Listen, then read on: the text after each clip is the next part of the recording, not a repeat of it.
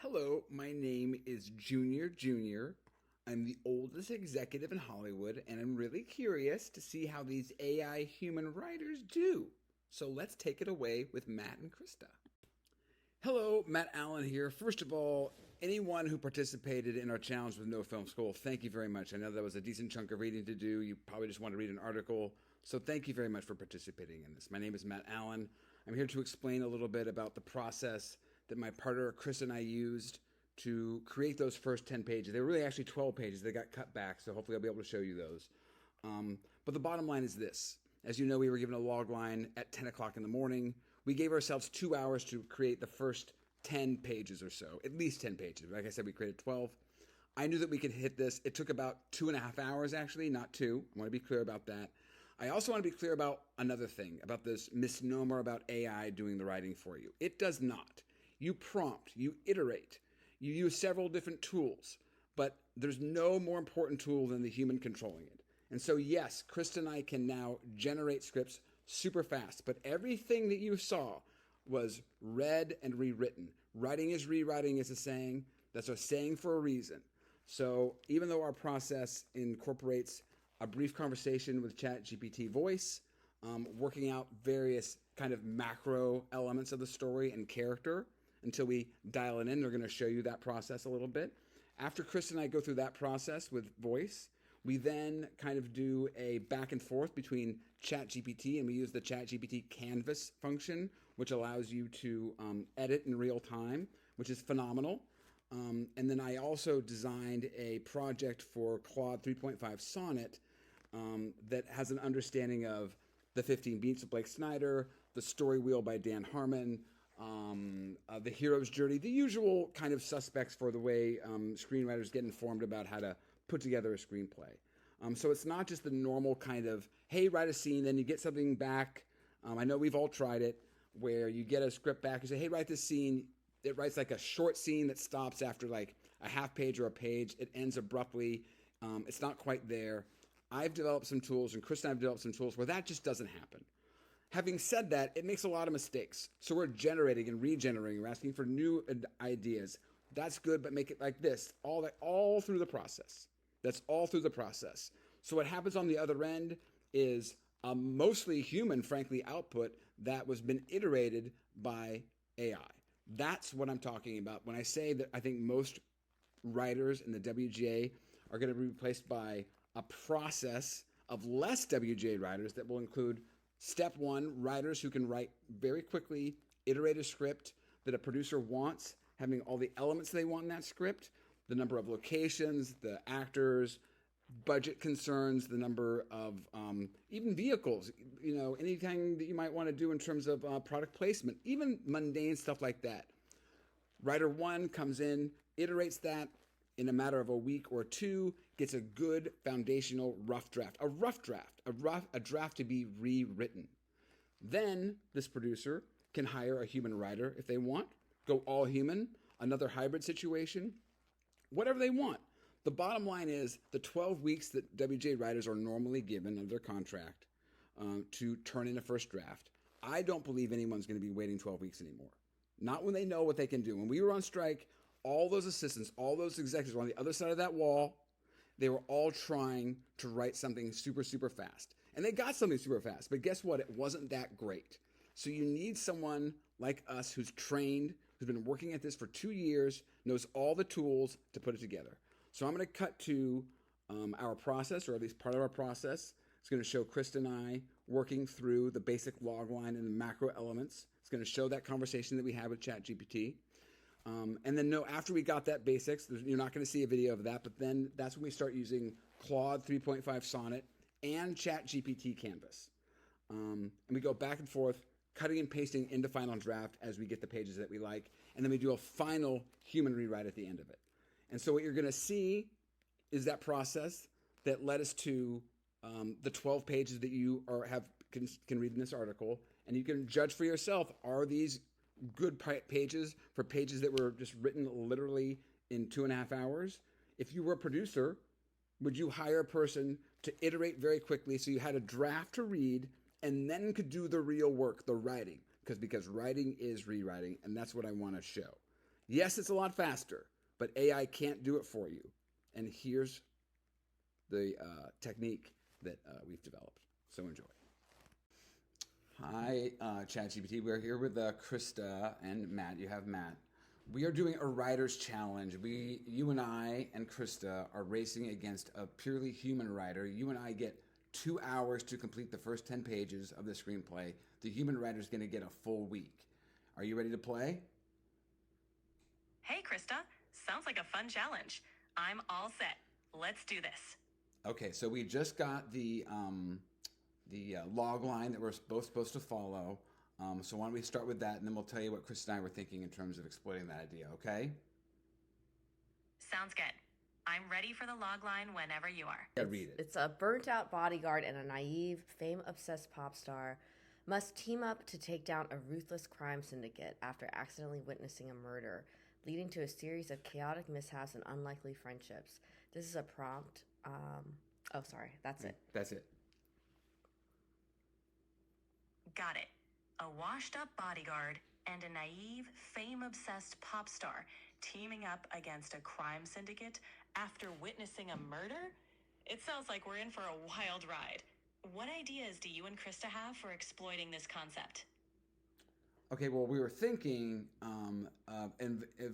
basically inverting the role. So the bodyguard would be the female character who is maybe washed up and or burnt out, and the pop star is a male character at the height of his fame. I like that twist. Flipping the roles adds a fresh dynamic. So we have a seasoned, perhaps disillusioned female bodyguard and a male pop star living it up at the peak of his career. Yeah, and How do you see their relationship? Yeah, what we see is when she was young, she was obsessed with this guy. She thought he was like the cutest, most awesome guy on the planet. Maybe he was in a boy band. Now it's 15, 20 years later. He's at the peak of his fame. She is in a dark spot. Maybe she had a challenging mission where she lost somebody. But now she's got this chance at redemption. And the one guy that she has to watch is a Channing Tatum type now, who she thought was like this great, sexy guy, but maybe in actuality is not so fun to be around. That's a fantastic setup. The contrast between her teenage admiration and her current disillusionment adds depth. So she has this complicated history with him, and now she has to protect him, which could lead to some interesting tension and humor. Not to cut you off, not to cut you off, but I just want to say that probably she's the lead, although it is a two-hander, and we really need to focus on the first 10 pages of the screenplay. We want to make them crackle. So anything that we come up with has to be the kind of movie where the first 10 pages especially are a real grabber. Absolutely. Making those first 10 pages sizzle is crucial. Let's focus on introducing her character in a compelling way. Maybe she's in the middle of a high-stakes job gone wrong, which shows her skills and the burnout.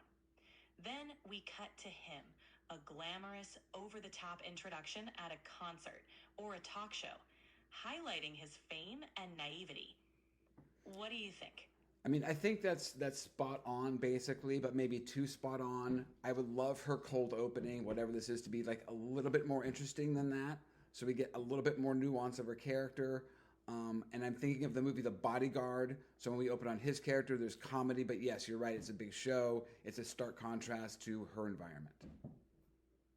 Was the opening of The Bodyguard comedic? No, it was not. The opening of The Bodyguard was not comedic. Oh. We want this to be an action comedy. Yes. Gotcha. Action comedy it is.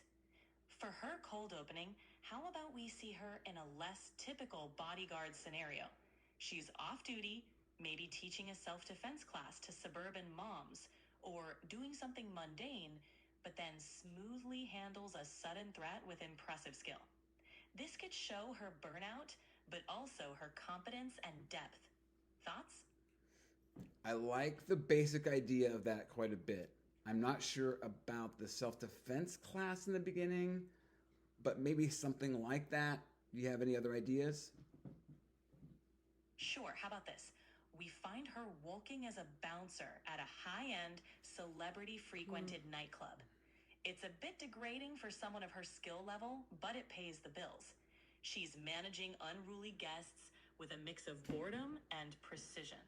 Suddenly, she spots a sketchy exchange in the crowd. Her instincts kick in, and she stops a crime in progress, setting the tone for her character.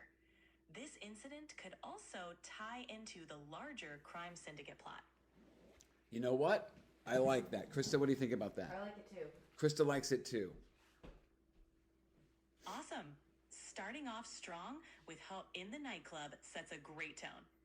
Now, how about his introduction? We could play up the comedy with a flashy entrance, like he's being mobbed by fans at an over-the-top product launch, showcasing his charm, but also his obliviousness. What do you think? I mean, yes, but I think that's a little too similar to her opening. I think what he should enter this movie, it should be like on stage, descending from above. Yeah. This big over-the-top number that's just bonkers, funny, and crazy. Think Pop Star with Andy Samberg, like that kind of opening for him. Or like the beginning of that Melissa McCarthy movie where she sells Girl Scout cookies. Yes. By the beginning, she descends from... Yeah, she descends, and it's big, and it's fun, and it's funny, but it's believable that a giant pop star would open his show like this. I love it. Let's make his entrance as grand and ridiculous as possible. He descends from the rafters on a giant glittery platform surrounded by fireworks and backup dancers, belting out a hit song. It's over the top, but shows his charisma and lack of awareness. This will definitely set the stage for some comedic moments. Ready to dive into writing the first scene?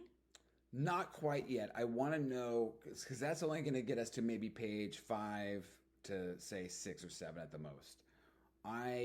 What's the next scene after that? Like what happens after that? I think it's super important. Absolutely. Let's map out what follows. After his flashy entrance, we could cut to the aftermath of her heroic nightclub moment. She's being recruited for this high-profile bodyguard job, much to her reluctance.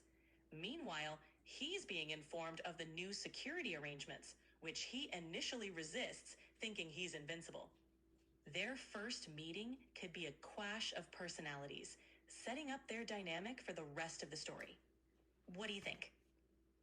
I like it. I think we have to rethink his scene a little bit in that, not unlike the bodyguard when she opens in her big stage presence, her big scene rather, there is like someone in the crowd who is a threat to her, and I think we're going to have to establish that there's a threat to him in that opening scene of his. Then we cut back to her in the aftermath of the scene, you're absolutely right, where she is recruited to join this. And I think we need to make it clear to the audience that when she was a kid, she had a big crush on this guy. And maybe even when she goes home and we see her apartment, we see like an old photo with like a poster from her room. Oh, no, I got it. She's living at home, so she's in her childhood bedroom. There you go. Yeah. She's living at home in her childhood bedroom. Krista brings it up. What do you think? That's brilliant. Having her live at home adds a layer of vulnerability and humor. We can show her coming home after the nightclub incident, exhausted, to her childhood room filled with old posters of him. This revelation adds depth to their upcoming interaction and sets up some great comedic tension. Shall we start crafting these scenes? I have an idea I want to pitch to you and to Matt. So I really like the idea of, you know how at concerts they have like this, sometimes like, you know, it makes the news like, oh, Adele stops concert because someone is having breathing issues or something, you know? I just think it'd be funny if like he doesn't do that or something like that. Like because it shows his obliviousness. I haven't quite nailed it, but it's something to that effect, I feel like. That's a hilarious idea. I like it too. Let's roll with it. Picture this. During his grand concert entrance, someone in the audience has a medical... Hello? Okay. During his big concert number, someone in the audience... I'm still here, just finishing up that thought.